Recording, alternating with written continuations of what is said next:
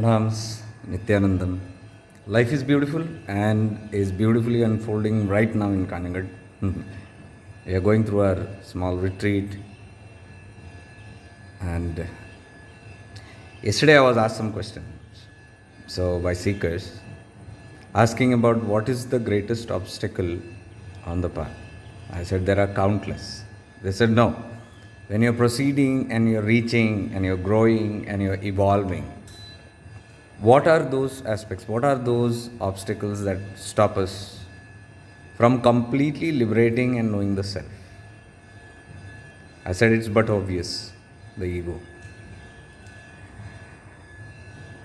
Ego is the basic nature by which we are stuck in Maya or illusion or the delusion or the ignorance. That's fine. That can still be overcome. But the spiritual ego is very dangerous.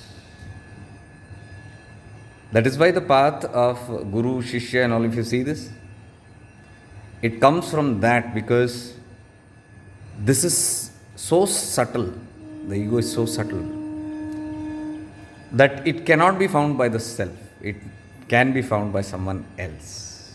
Until you have a very sharp intellect, you have a very humble, devoted, surrendered approach to life, it's literally impossible to find this guy called Mahishasura. So when we train ourselves, the first thing that we must be aware of is the different subtle forms of this ego or aham, by which we can never go beyond a certain point. We might go to the greatest heights of spirituality, but sooner or later we will find we are not able to stabilize it and we are falling back. And you will see there is efforts needed to put some practice to raise your consciousness. That is a clear-cut sign of ego. Whenever we are needing to put a lot of efforts to come back, and we say we lost our connection, we went down, we got disconnected, and with great efforts we are pulling back. That great efforts is nothing but Mr. Ego. Humility has not come, surrender has not come. The knowing that I know everything, that's the biggest challenge, because in the spiritual path we can be deceived by wisdom. There's so much of wisdom, and once you realize intellectually, you say, wow, this wisdom is great, this knowledge is great. The moment you say that and you hook on to any wisdom, that wisdom becomes your burden. That is why Nityananda says in Chidakasha Gita, you got to go beyond wisdom and ignorance both to attain the highest. Ignorance and wisdom are opposites. You see, we have to go beyond the opposites, not one side, not wisdom. We are not even talking about positivity, give up negativity, become positive, or shedding of the worldly and becoming spiritual. It is not about one side. This is where probably I have the most challenging and difficult times to convey to seekers, because they are lost in their own glory. It needs a lot of patience and reverence to understand and get this point that I need to go beyond the high and low. So whenever we get hyper excited, you can see the hyper excitement. Whenever some things happen in our life, something new happens or something great happens, then पाँव ज़मीन के पे ऊपर नहीं है. You're flying all over. Then that's a momentary state where you'll always see, oh, I'm in the best of worlds and I'm so blessed and I'm so graced, and there's no end to it. You'll find yourself flying and flying and flying before you fall down. Before you realize, you said, what was that about? And then you struggle again. Oh my God, I fell down. I want to go back to that hyper excited state. And so for that, what we do? Again, efforts to come back there. So we have not got the point yet. It is not about getting hyped up with your spiritual experiences and what happens around you. It is samabhav. Can you maintain the neutrality of whatever happens outside, exciting news, exciting things happening, events happening, or lowering events happening outside, disturbing, disappointing events happening? Can you just stay away from both of these? Because if you get connected to the hype, you are a person, you will 100% get connected to the lows also. You are still in the Ragdvesh. And that's not the path, what the path is talking about. So, उससे पहले तो सुनना चाहिए. Because the moment we get this gyan, spiritual gyan, so many people, we are bombarded by YouTube videos and so many books and teachings and paths, and everywhere there's bombard. So we choose, oh wow, wow, wow, wow. Only we are doing wow, wow. We are not understanding the sambhava. We are not understanding that even ignorance and even wisdom is your obstacle.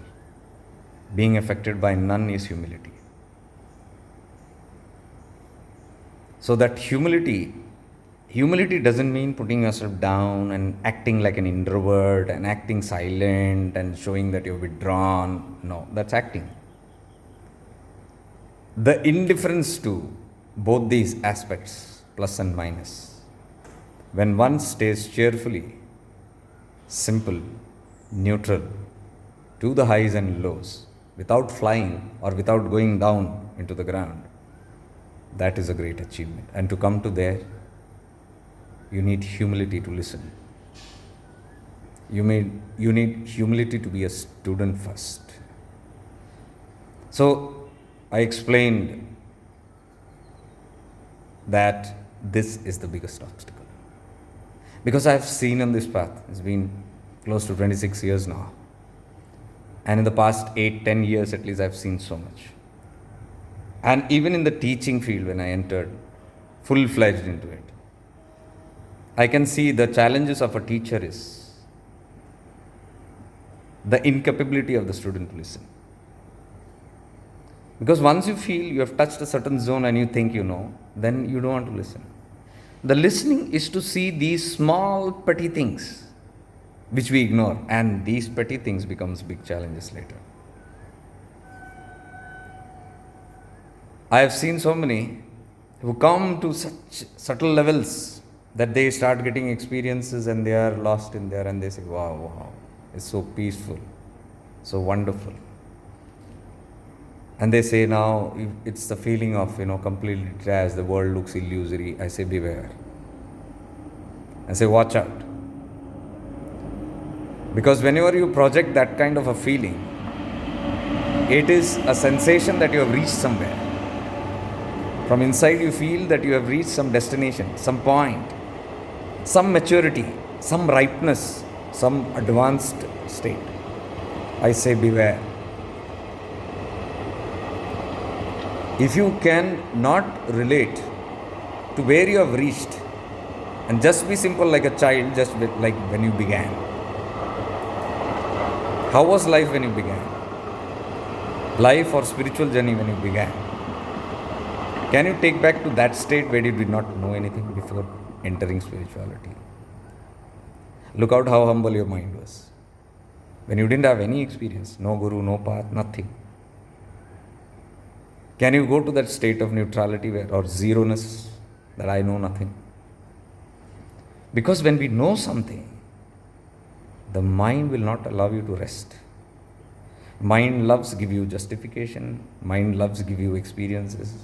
Mind wants to tell you that you have achieved something. And the moment you feel you have achieved something, that's the beginning of the obstacle. Because then a laid back attitude will come. Oh, that's okay. Coincidentally, a couple of months back or maybe a year back, when I told some of the ripe seekers, no, it's not yet there. No, but I'm feeling this. I'm feeling very detached, aloof.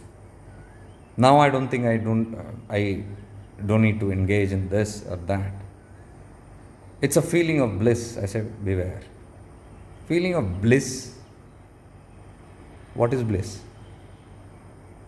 If I can explain to you what this Satchidananda is, it's simply peace. A state of peace that comes from, listen. Because I know you'll jump and say, I have that peace. That peace that comes from neutrality, where your mind is not perturbed by the high or low, that peace, which comes from Samabhava, you can relate that close to Satchidananda. It is not even pulling back and being disoriented or disconnected with the world like a stone and saying, I don't feel anything. You feel everything, but you are aware of it. You simply feel every damn thing, good, bad, ugly. You may even express it. You might cry, you might be angry.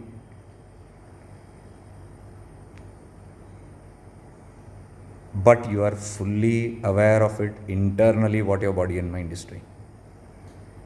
That is Sambhava. Not losing that Sambhava. So when I tell this to some ripe seekers, they don't like to listen to them because they want to feel I have reached somewhere. Why am I not getting acknowledgement that I have reached somewhere? I have progressed. To tell somebody that you are progressing is the opposite of progress. We never mention that anybody's progress because it gets into the head. So when this acknowledgement is not got, they feel laid back. They feel disappointed. Then I see them again going into multiple gurus, perhaps searching who can give them that acknowledgement that you have reached somewhere. Any guru or any teacher or any guide or mentor who tells you have reached somewhere.